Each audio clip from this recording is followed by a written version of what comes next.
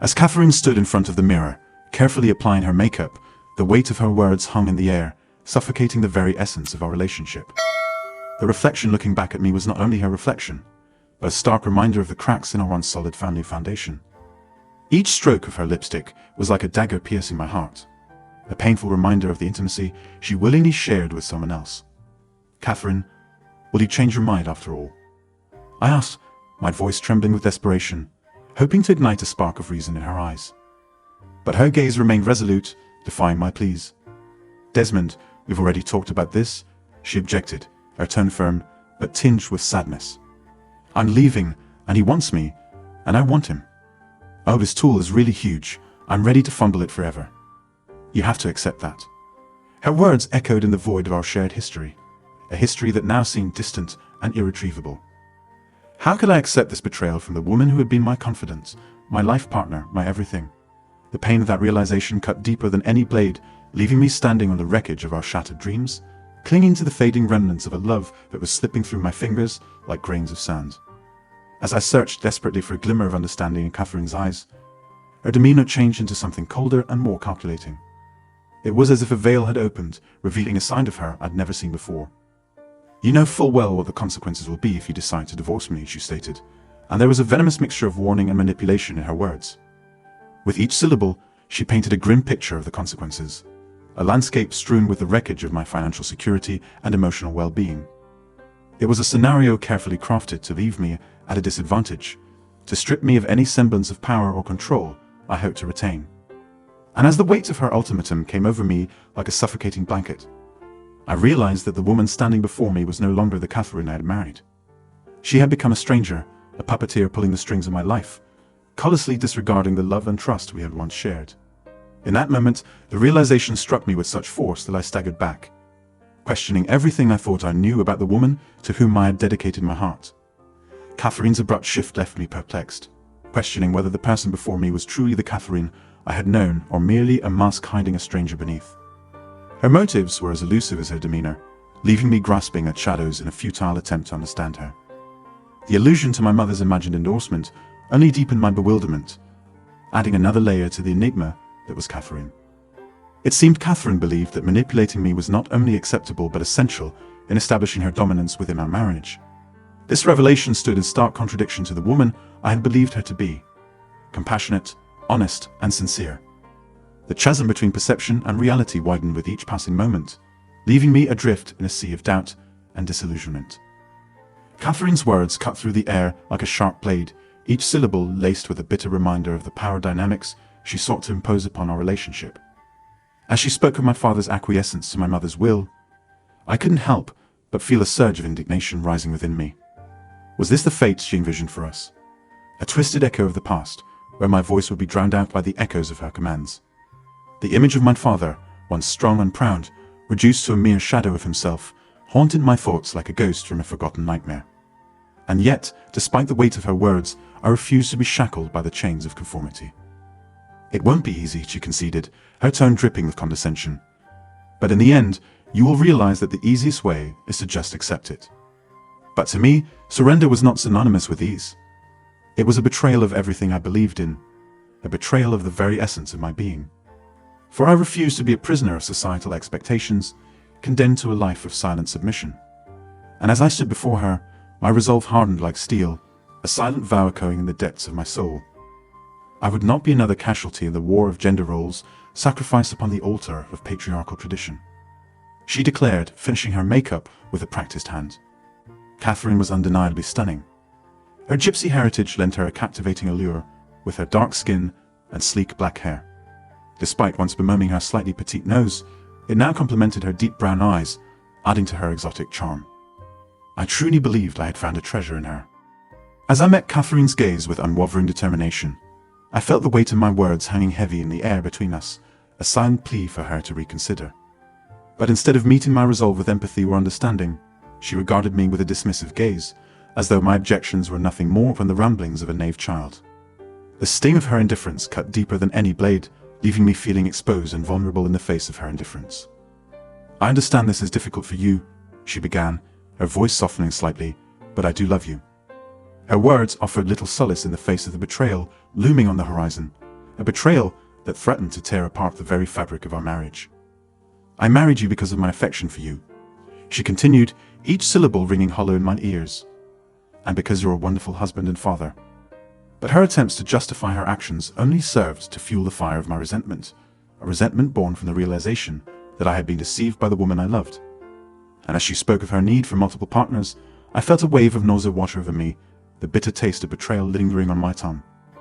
If you cease this resistance, she offered, her words dripping with false promises, I'll reward you upon my return. But the thought of being bought and sold like a piece of property filled me with a sense of revulsion, a revulsion that threatened to consume me whole. For in that moment, I realized that the woman I had once loved was nothing more than a stranger wearing her face, a stranger whose actions had shattered the illusion of our happiness beyond repair. Did she genuinely find that proposal enticing? Her demeanor shifted to seriousness as she spoke further. You may not agree with it, but you'll come to accept it, just like everything else that can't change. I won't engage intimately with you anymore. He desires exclusivity from me. However, I'll continue to support you in other ways. Her words carried a finality that struck me deeply. Why did you choose him over me? Frustration tinged my voice as I questioned her decision. She chuckled in response. I've told you, Desmond, no single man can fulfill all my needs. Besides, he earns a mere $2,500 a year. He's nobody at the warehouse. We need your income to sustain the lifestyle that I and our children deserve. I realized she hadn't mentioned loving me once. How do I look? Her question lacked any trace of affection, prompting me to notice its absence. Terrible, I replied bluntly. She chuckled, seeing through my attempt at cruelty. You're just trying to be harsh, but that's exactly what I expected. She grabbed her purse, slipping in her ID, a spare lipstick, and some emergency cash before heading to the front door. As she attempted to kiss me goodbye, I turned my head, allowing her lips to meet only my cheek, a gesture that left me feeling unsettled. Desmond, I know this will be challenging for you. She began with a tone of reassurance, acknowledging that this wasn't the life I had anticipated, but assuring me that I would adjust, and perhaps even find appreciation in the newfound lack of responsibility. Everything will work out in the end, you'll see, she said, implying that my background as a soldier, accustomed to following orders, would somehow make this transition easier. As she hurried out the door, leaving me with some spare time, it struck me that she had never delved into my military service, perhaps seeing it as the only aspect of my life she could relate to. But military service was more than just following orders, something she would soon come to understand. Deciding to reach out to her mother, I realized I knew more than they might suspect. Turning to Christine, I recounted the conversation with Catherine, faintly surprised by the extent of her influence on her father. Christine echoed Catherine's sentiments, asserting that women were naturally suited to lead and must use all available means to maintain that advantage. It's hard to wrap my head around, I admitted, struggling to contain my incredulity. So just like Matthew, my primary role is to provide financial support in raising children. My disbelief seeped into my voice. Christine nodded, offering reassurance that Catherine's temporary loyalty to another man was necessary to establish the proper dynamic early on. Once you fully embrace your role, there will be ample opportunities to please her, she said, though her words did little to assuage my growing unease. In reality, she relies on you as her husband, and societal norms dictate that you're the one she lives with. She needs your support to maintain a clear head and effectively manage the family. Christine continued, emphasizing the significance of my role. You articulated it perfectly, I replied, appreciating her clarity. It truly makes sense. I'm grateful I could help clarify the situation. I understand it might seem harsh and like a significant change, Christine acknowledged. However, you'll quickly adapt and may even find fulfillment in the role you're assuming. I'm confident you're correct, I replied, but please ensure the girls are in bed by 9:30. Of course, Desmond, Christine responded. I'm happy to respect your wishes in that regard. We women are not unreasonable. Don't hesitate to reach out if you have further questions. Perhaps I can provide answers clearer than Catherine. As Christine involved herself further, I couldn't shake the feeling that there would be consequences. While she wouldn't face physical harm, the emotional repercussions would be significant. I was well aware of Catherine's intentions, and Christine's involvement would not go unnoticed. Catherine's trust in me was misplaced. She assumed I would passively accept the unfolding events. However, her behavior hinted at forthcoming changes, prompting me to reach out to a select group of comrades, each excelling their respective fields. Peter, the sharpest among us, possessed extensive knowledge of surveillance and electronic security from his time in reconnaissance units abroad. He tapped our phones, intercepting Catherine's conversations through her car, purse, and cell phone, accumulating a trove of audio recordings capturing her discussions with her mother, friends, and lover regarding their schemes.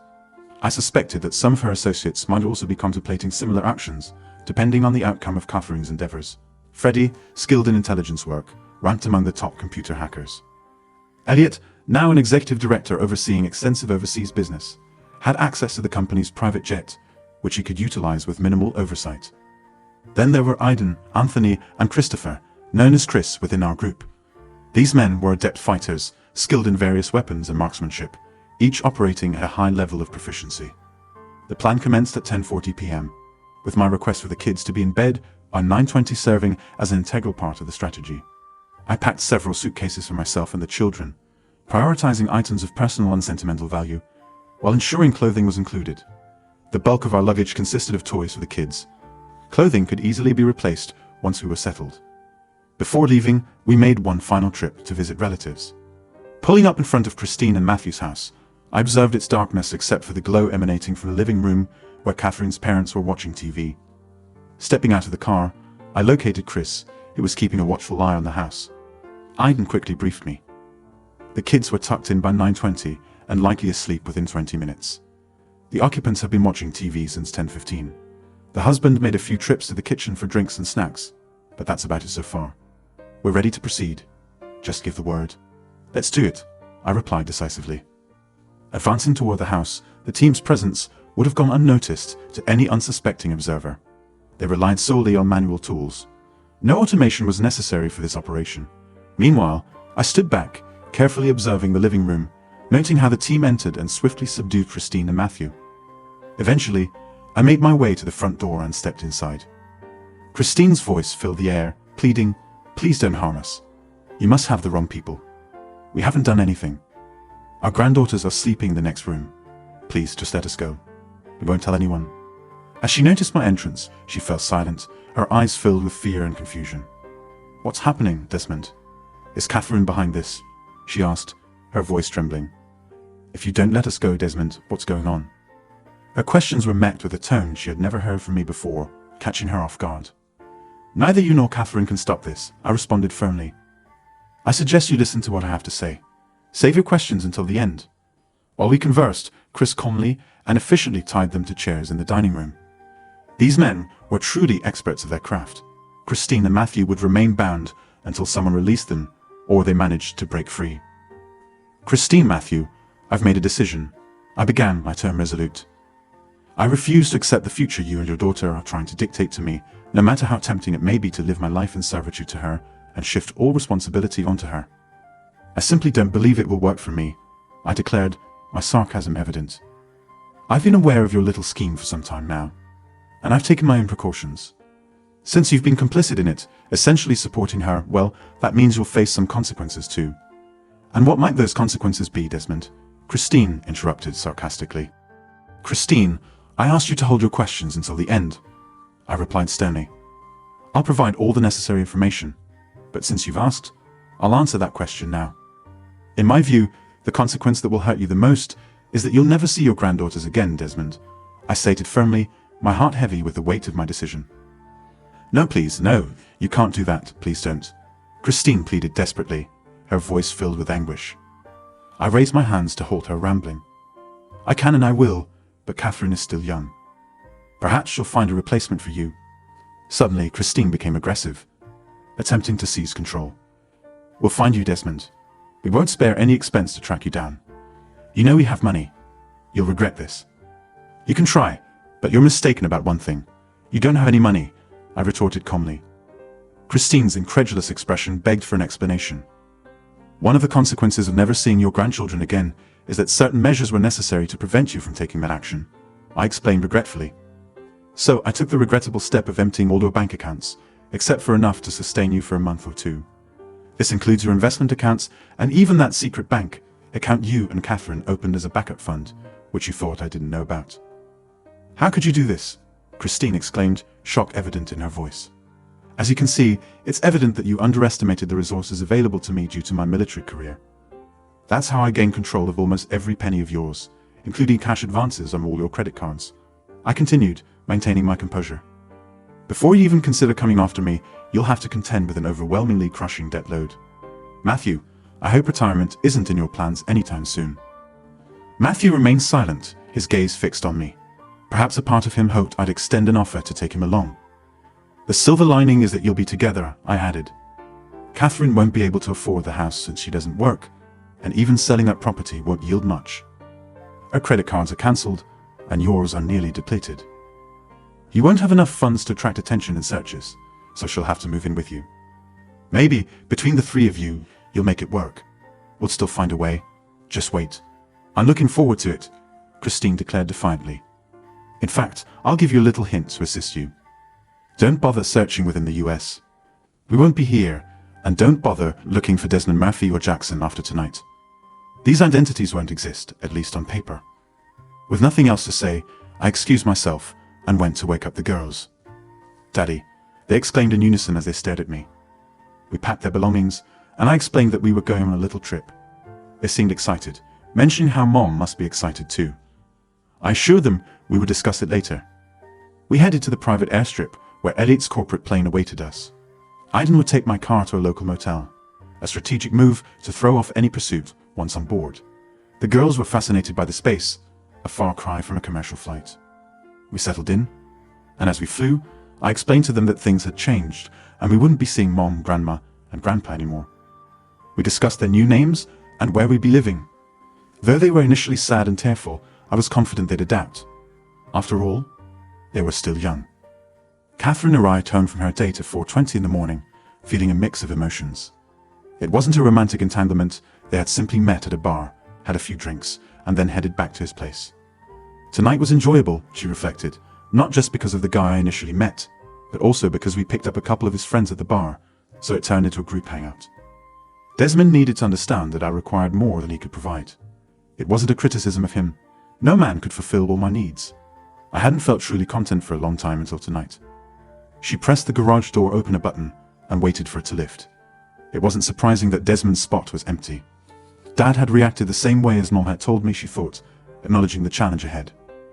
I hoped everything would proceed smoothly, but Mom was right in saying that male ego wouldn't easily accept our situation. Desmond's absence affected her more than she had anticipated, serving as evidence of her deep love for him. Despite his current thoughts, I knew he would come home soon. His love for the kids was a guarantee that he would come around, wasn't it? Catherine chuckled at the thought of him returning, perhaps pleading with her to let him serve her just to see the girls. Yet, Desmond still hadn't returned. While it wasn't unexpected, the longer he stayed away, the more determined she became to receive an apology from him. After a long shower, I slipped into bed and quickly fell asleep. Around 11:10 in the morning, I dialed Mom and Dad's home to check on the girls, but there was no answer. Trying their cell phones next, I was met with silence. It struck me as odd. They usually picked up. Growing increasingly concerned, after 40 minutes of unsuccessful attempts, I decided to drive over to their house. Their car was parked outside, and everything appeared normal. I half expected them to step out, assuming they were busy and hadn't heard their phones ringing. Entering through the front door, I called out, "Mom, Dad." Their response was barely audible, immediately striking me as peculiar. Rushing into the living room, I was horrified to find them both bound to chairs, unconscious. What happened? I hurriedly began untying them, as Mom explained through labored breaths. Desmond took the kids, Catherine. He took them. What do you mean, Mom? I struggled to comprehend the gravity of the situation. Desmond did this to you and then took the girls, she explained. I struggled to comprehend the gravity of the situation. Yes, him, and some of his friends. They seemed like soldiers. They barged in, Desmond took the girls, and they left. He said he's leaving the country and will never see them again. The weight of her words left me reeling. Could I have underestimated him so greatly? I never imagined he was capable of such actions. There had to be another explanation. After freeing Mom, I instructed her to sit down and quickly dialed Desmond's mobile phone, determined to resolve the situation. I hoped he would return with my children, or he would regret it. Desmond's story. I anticipated a call from Catherine, and then the phone rang. I let it ring 4 times before finally answering, my heart pounding with anxiety. Hello, where are you? I disconnected the call moments later. The phone rang again, then hung up. She pleaded, disregarding her plea. I hung up once more. The phone rang again, prompting me to speak first. This time, Catherine, This is your final opportunity to converse civilly. If I disconnect again, it will be the last time you hear from me. Understood. I could sense her irritation through the phone, as she begrudgingly responded, "Yes, I understand. Now what's going on? Why were my parents tied up, and where are my kids?" I decided to address her queries in reverse order first. "Catherine, you no longer have children. They're with me now, and you won't see them again." Catherine vehemently objected, but I interjected sharply, "Watch your language, or this conversation will end promptly. I'm only keeping this line open for one last exchange after a hang-up. This number won't be reachable anymore. If you want answers, you need to mind your tone and listen clearly." Her demeanor shifted instantly. She seemed to think she could still sway me. However, she needed to understand the gravity of the situation, though she was unaware of it. Yet she was mistaken. "Yes, I'm sorry, I'm just very upset," she conceded. Imagine how I felt upon learning that my parents and children disappeared. I couldn't help but retort, imagining how I felt when I discovered I'd have to support my wife while she's with other men, being denied children. "None of this would have transpired if you had remained faithful," I stated firmly. She attempted to justify her actions, claiming she was merely trying to provoke me into fighting for her. "We've been married for 8 years. I didn't have to fight for you anymore," I countered. "Just like to feel desired." "That's all," she persisted. "That's not true, and you know it," I rebutted. "Your mother explained everything to me. The role of the provider in children's upbringing may be my reward if I perform my duties well, and all the other men would serve to fulfill your desires. Well, now you're free to try to shift the blame onto someone else," I added, feeling the weight of betrayal. "You were foolish to think I'd accept the accusations you're trying to pin on me," I continued, my voice hardening. "Desmond, please forgive me. Just give me back my children." "I'll do anything," Catherine pleaded desperately. "Alas, Catherine, you've shown your true colors, and that's it. As I already informed your mother," I replied sternly. "You can attempt to find us, but we live under different names in another country. We possess new birth certificates that don't even indicate you're their mother, so there's no paper trail for you to pursue. I'm actually glad for the first time that my parents died in that car crash. It would have complicated our departure." "Goodbye, Catherine," I concluded. With a heavy heart, I disconnected the call, the sound of her cries fading into the distance like a distant memory. As I tossed the phone into the water, watching it sink beneath the surface, I felt a sense of liberation wash over me. For in that moment, I realized that I was freed from the chains of deception and betrayal that had bound me to Catherine for so long. As I turned my back on the life we had once shared, I knew that I was finally free to embrace the promise of a new beginning, untethered by the ghosts of my past. Friends, post your opinion on this story. Have a great day.